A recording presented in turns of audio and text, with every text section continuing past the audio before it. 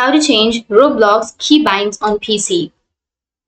So if you want to change your Roblox keybinds on your PC, then first you just need to open up your Roblox application. Once you open up your Roblox, now you just need to follow these steps. So the first step is open up your Roblox on your PC and sign into your account. If you proceed as a guest user, you may lose any chances you have made to the controls. So you just need to log in with your own account.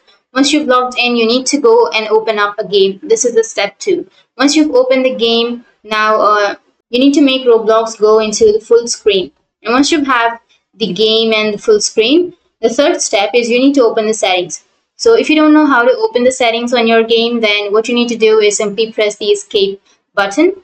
And once you press the escape key on your keyboard, then the settings will appear. They should be on the top left corner of your keyboard. And upon pressing the escape key, the game should pause and you'll be presented with a menu. Locate the settings button within the menu and open it. Once you've opened the settings, on the step 4, you can go for change controls. So locate the controls tab in the settings menu, and once here, you will find different keyboard keys, each with its own meaning or binding.